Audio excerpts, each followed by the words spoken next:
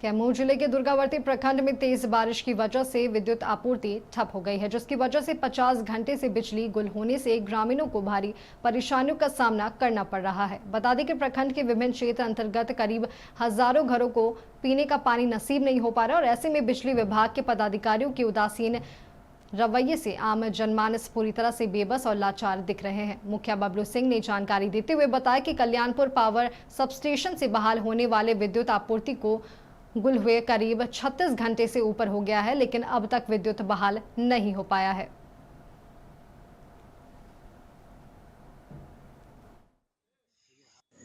अभी तक लाइन नहीं बना, 36 घंटा से भी ऊपर हो गया। हमारे पंचायत पूरे कल्याणपुर पावर हाउस में आज 36 घंटा से लाइन नहीं है, अभी तक नहीं बना, पूरा रात बीत गया। वो लोग आए लेकिन जवाब नहीं दे पाए। आज 1 महीना से लाइन डिस्टर्ब है, हम पूछते रह गए, उसके बाद भी जवाब नहीं दे पाए और संतुष्ट नहीं कर पाए।